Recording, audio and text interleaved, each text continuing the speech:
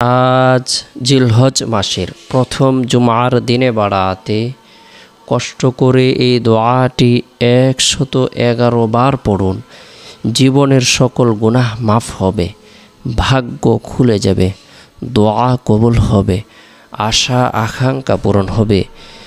জিলহজ মাস অত্যন্ত বরকতপূর্ণ একটি মাস, ফজিলতপূর্ণ একটি মাস, মাহাত্ম্যপূর্ণ একটি মাস, তাৎপর্যপূর্ণ একটি মাস। বিশেষ করে জিলহজ মাসের প্রথম 10 দিনের ফজিলত আল্লাহ তাআলার কাছে অনেক শ্রেষ্ঠ এবং বরকতপূর্ণ। হজরত আব্দুল্লাহ ইবনে আব্বাস রাদিয়াল্লাহু তাআলা হতে বর্ণিত, হজরত নবী করিম সাল্লাল্লাহু আলাইহি সাল্লাম ইরশাদ করেন, এমন দিনসমূহ নেই যে দিনগুলোতে ইবাদত বন্দেগী করা আল্লাহ তাআলার নিকট এই দিনগুলোর ইবাদতের চেয়ে অধিক প্রিয়, অর্থাৎ জিলহজ মাসের প্রথম 10 দিনের ইবাদত। সাহাবা একরাম বললেন, আল্লাহর পথে জেহাদও নয় কি? তিনি বললেন, আল্লাহর পথে জেহাদও নয়, তবে যদি কোনো ব্যক্তি নিজের জীবন ও সম্পদ নিয়ে বের হয় অতঃপর তার কোনো কিছু নিয়ে আর ফিরে না আসে, তাহলে ভিন্ন কথা। জিলহজ মাসের প্রথম 10 দিনের ফজিলত বর্ণনা করতে গিয়ে আল্লাহ তাআলা বলেন, ওয়াল ফজর ওয়া লায়ালিন আশর, শপথ ফজরের ও শপথ 10 রাত্রির। এর দ্বারা জিলহজ মাসের প্রথম 10 দিনের ফজিলত বুঝিয়েছেন।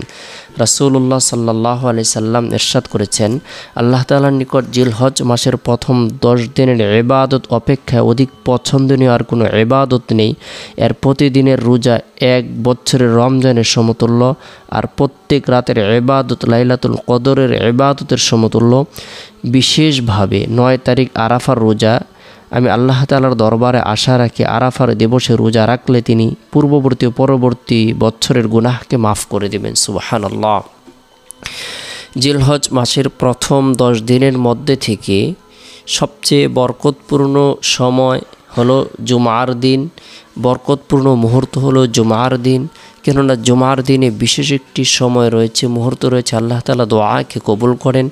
তাই জুমার দিনের ফজিলতকে সামনে রেখে, জিলহজ মাসের প্রথম দশকের ফজিলতকে সামনে রেখে আমরা আমাদের সময় সুযোগ অনুপাতে নফল ইবাদত বন্দেগী করব, নফল নামাজ পড়ব, কোরআন তেলাওয়াত করব, জিকির আজকার করব, বিশেষ করে নফল রোজা রাখার জন্য চেষ্টা করব।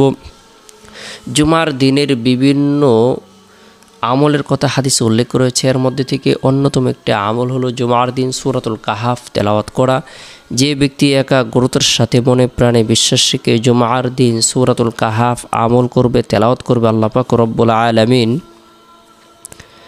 দাজ্জালের ভয়াবহ ফিতনা থেকে নিরাপত্তা দান করবেন। আল্লাহ পাক রব্বুল আলামিন তাকে কবরের মধ্যে বিশেষ মর্যাদা প্রদান করবেন। তেলাওয়াতকৃত সূরা, পাঠকৃত সূরা আল্লাহ তাআলার দরবারে সুপারিশ করবে। সুবহানাল্লাহ। কাল কিয়ামতের দিন কোরআন বান্দার পক্ষে সুপারিশ করবে। সে যদি কোরআনকে আঁকড়ে ধরে আল্লাহ তাআলা তাকে দুনিয়া এবং আখিরাতে বিশেষভাবে সম্মানিত করবেন, মর্যাদা প্রদান করবেন। তাই জুমার দিন সূরাতুল কাহাফ আমরা নিজেরাও আমল করব, পরিবার পরিজনদেরকেও আমল করার ব্যাপারে উৎসাহ প্রদান করব। এরপরে জুমার দিন জুমার নামাজ সম্পূর্ণ করার পর, মা বোনেরা জোহরের নামাজ সম্পূর্ণ করার পর গুরুত্ব সহকারে গুনাহ মাফের উদ্দেশ্যে তওবার নিয়তে গুরুত্ব সহকারে কোরআনে বর্ণিত বরকতপূর্ণ এই দোয়াটি আমরা 111 বার আমল করব। রব্বানা ফাগফির লানা যুনুবানা ওয়া কাফির আন্না সাইয়্যাতিনা ওয়া তাওয়াফানা মাআল আবরার। হে আমাদের রব, আমাদের সকল গুনাহ মাফ করো এবং আমাদের সকল দোষ ত্রুটি দূর করে দাও, আর আমাদের মৃত্যু দাও নেককার লোকদের সাথে। সূরা আলে ইমরান আয়াত নং 193। গুরুত্ব সহকারে আমরা এই দোয়াটি 111 বার আমল করার পরে নিজের জন্য, পরিবার পরিজনদের জন্য, আত্মীয় স্বজনদের জন্য, জীবিতদের জন্য, মৃতদের জন্য মাগফিরাত কামনা করব, দোয়া করব। আল্লাহ তাআলা দোয়ার বরকতে কঠিন ও জটিল বিপদ দূর করে দিবেন, গায়েবী সাহায্য প্রদান করবেন। এরপরে জুমার দিন আসরের নামাজ সম্পূর্ণ করার পর নবী সাল্লাল্লাহু আলাইহি সাল্লামের প্রতি মহব্বত রেখে, ভালোবাসা রেখে, আন্তরিকতা রেখে দুরুদের আমল করব। আল্লাহুম্মা সাল্লি আলা মুহাম্মাদিন নবিল উম্মি ওয়া আলা আলিহি ওয়া সাল্লিম তাসলিমা। যে ব্যক্তি দুরুদের আমল করবে আল্লাহ পাক রব্বুল আলামিন তার জীবনের সগীরা গুনাহগুলোকে মাফ করে দিবেন, রহমত বর্ষণ করবেন, পদমর্যাদাকে বৃদ্ধি করে দিবেন, দুরুদের আমল করব।